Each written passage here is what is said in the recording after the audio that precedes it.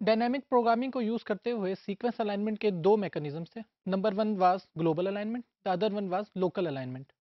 इस मॉड्यूल में हम ये देखेंगे कि लोकल अलाइनमेंट अप्रोच कैसे है और वो ग्लोबल अलाइनमेंट से कैसे डिफरेंट है। बेसिकली इन दोनों का कंसेप्ट सिमिलर है, but there are main minor differences. What are those differences? यहाँ पर जब हम स्कोरिंग मैकेनिज्म होगा, यहाँ पर हम जब भी हमारे पास मिसमैच आएगा उसके स्कोर को हम ट्रिगर करेंगे। यानी कि फॉर एग्जांपल जैसे हमने ग्लोबल अलाइनमेंट में कहा था कि matching score is represented by +5, mismatch by -3 and gaps by -4। लेकिन ग्लोबल अलाइनमेंट में हमने मिसमैच के स्कोर को यूज़ नहीं किया था। For local alignment we will use that score.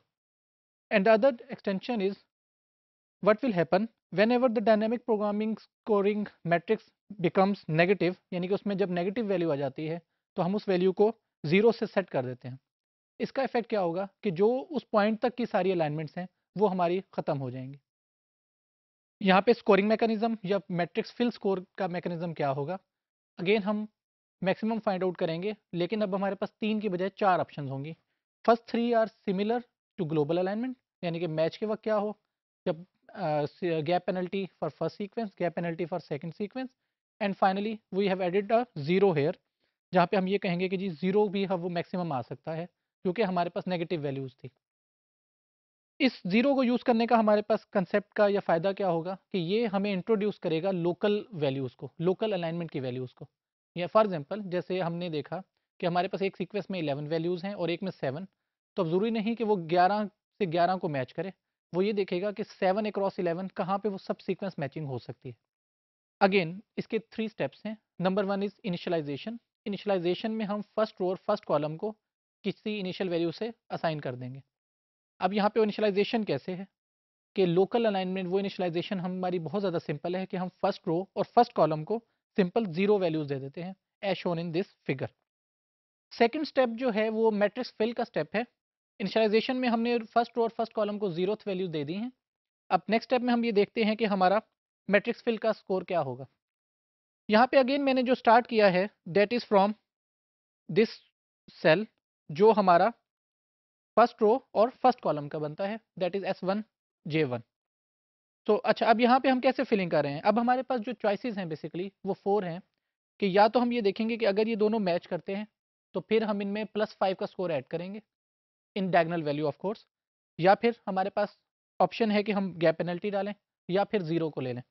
इस केस में हमारे पास क्या है कि हमारे पास क्योंकि ये दोनों जी मैच करते हैं तो हमारे पास पहली वैल्यू आएगी 5 की। देन हमारे पास सेकंड वन अगर हम देखें गैप पेनल्टी वाइज भी तो हमारे पास वो 0 0 होंगे। तो आउट ऑफ दीज 4 वैल्यूज हम सिंपल ये कहेंगे 5 is a maximum value, so this 5 would be put in this cell. Next step हम हमारे पास क्या होगा, उसमें हम ये ट्राई करेंगे कि हम बाकी सारी वैल्यूज को फिल कर सकें। लेकिन अगेन सबसे पहले हम फर्स्ट रो को फिल करते हैं। नेक्स्ट वैल्यू अब हमारे पास जो है वो हमने फाइंड आउट करनी है कि वो इस सेल की क्या है, शोन हेयर बाय 1। यहाँ पर अब हमारे पास क्या ऑप्शन है कि अगर ये दोनों मैच करते हों तो फिर हम इनमें +5 कर दें। अगर मैच नहीं करते, गैप पेनल्टी है दैट शुड बी -4। तो यहाँ पर अगेन यही हो रहा है कि जो 5 की वैल्यू है उसमें से -4 कर रहे हैं और ये वैल्यू 1 आ रही है। इसी तरह चलते हुए हम अपनी फर्स्ट रो को फिल कर सकते हैं जो हमने नेक्स्ट पॉइंट 0 दिखाया है, एंड सो ऑन।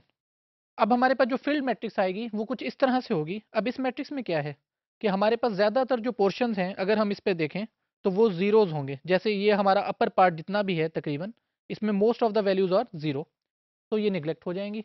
अगेन अब हम देखना क्या चाहते हैं कि हमारे पास मैक्सिमम वैल्यू कहाँ पर है। अगर हम इस फिगर में देखें तो हमें मैक्सिमम वैल्यू जो है वो यहाँ पर 2 पॉइंट्स पर मिल रही है।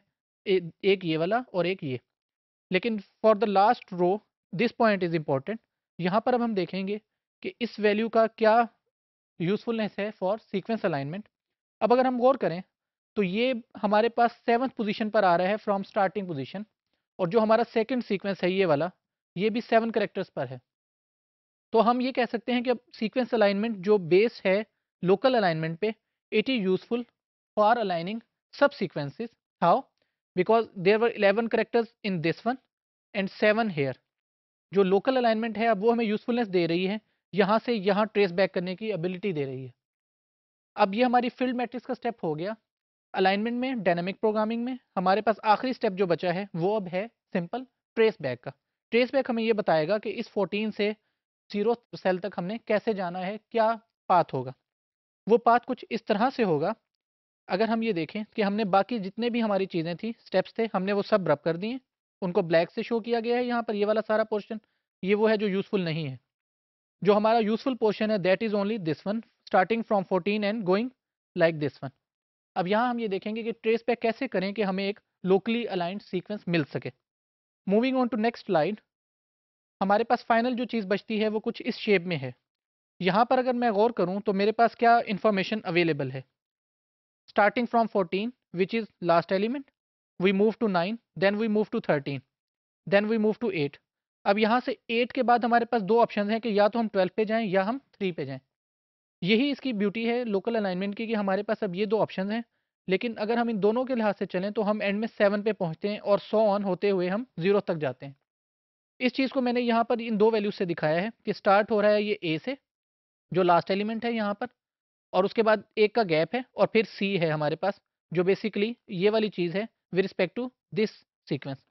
इसी तरह जो अपर सीक्वेंस है that is this one, A G and C, this one, ये सीक्वेंस दिखाया गया है। अब इनको कैसे हमने करना है, ये सी जी ए जो है ये कॉरस्पॉन्ड हो रहा है इससे, और इसी तरह ये ए सी जो है वो ये वाला है। कि अब इसके अंदर हमें कोई गैप चाहिए, क्योंकि हमने जब इन दोनों को अलाइन करना है तो we need a gap here. अब इसकी कंप्लीशन की तरफ अगर हम जाएं तो हमारी कुछ फिगर्स इस तरह की बनेंगी कि हमारे पास ट्रेस बैक का जो कंप्लीट सेटअप होगा वो कुछ इस तरह की शेप बनेगी कि 14 से 9, 13 एंड सो ऑन। इसी चीज़ को अगर मैं पिक्टोरियली देखूं, ये picture wise visually graph wise तो ये वैल्यूज़ हैं, लेकिन अगर मैं नंबर्स वाइज इसे देखना चाहूँ तो वो कुछ शेप इस तरह की हमारे पास बनेगी कि हमारे पास जो अपर सीक्वेंस ये वाला है, सेकंड ये है, इसके अंदर हम कहाँ पर गैप्स दे रहे हैं, और ये जो गैप्स हैं अगर इनका हम स्कोर ऐड करें, जो ये यहाँ पर दिया गया है ये इक्वल टू 14 ही बनेगा।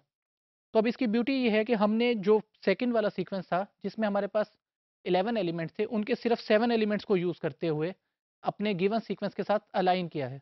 तो लोकल अलाइनमेंट बेसिकली क्या हुई हमारी कि हमने एक बिगर सीक्वेंस में से सब सीक्वेंस फाइंड आउट किया है, जो हमारे स्पेसिफिक केस में 7 सब सीक्वेंस था और 11 टोटल सीक्वेंस की लेंथ थी।